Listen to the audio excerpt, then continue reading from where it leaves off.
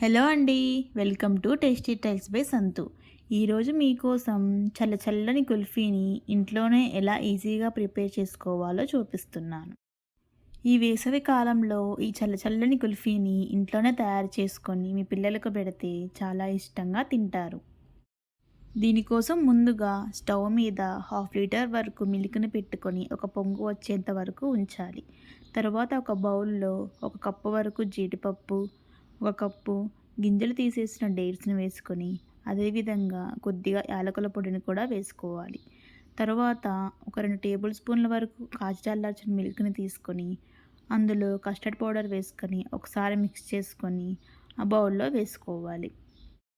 Custard powder కలుపుకున్న మిల్క్‌ని వేసుకున్న తర్వాత ఇందులో 2 కప్పుల వరకు కాచి చల్లార్చిన పాలను వేసుకోవాలి.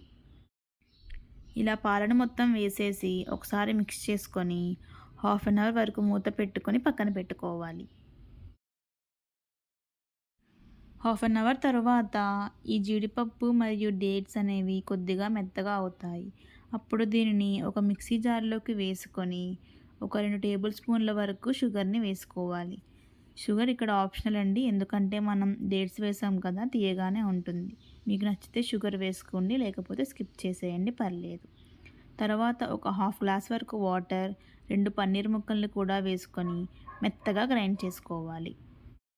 పన్నీర్ ముక్కలు వేసుకొని గ్రైండ్ చేసుకోవడం వల్ల కన్సిస్టెన్సీ తిక్కగా ఉంటుంది.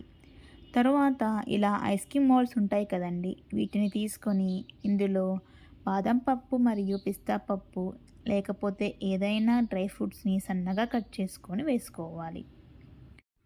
తరువాత మనం గ్రైండ్ చేసుకున్న పేస్ట్‌ని ఇలా ఐస్ క్రీమ్ మోల్డ్స్‌లో ఒక్కొక్కటిగా వేసుకుంటూ ఇలా అన్ని వాటిలో వేసుకున్న తరువాత దీని మీద క్యాప్స్ ఉంటాయండి. అవి పెట్టేసి ఒక 6 గంటల వరకు ఫ్రిడ్జ్‌లో పెట్టుకోవాలి. ఇలా ఐస్ క్రీమ్ ట్రేస్ దొరకని వాళ్ళు స్టీల్ గ్లాసులు ఉంటాయి కదండీ!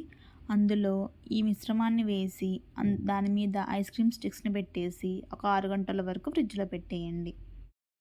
6 గంటలు ఫ్రిడ్జ్‌లో పెట్టిన తర్వాత దీనిని బయటకు తీసి ఒక 5 నిమిషాలు పక్కన పెట్టుకోవాలి. 5 నిమిషాల తర్వాత ఇలా ఐస్ క్రీమ్‌ని తీసేస్తే ఈజీగా వస్తుంది. ఫ్రిడ్జ్‌లో పెట్టిన వెంటనే తీసేయకూడదండి. అప్పుడు గట్టిగా ఉంటుంది కాబట్టి త్వరగా ఊడి రాదు. సో, ఈ ఐస్ క్రీమ్‌ని మీరు కూడా ఇంట్లోనే ట్రై చేసి ఎలా ఉందో కామెంట్ బాక్స్‌లో చెప్పండి.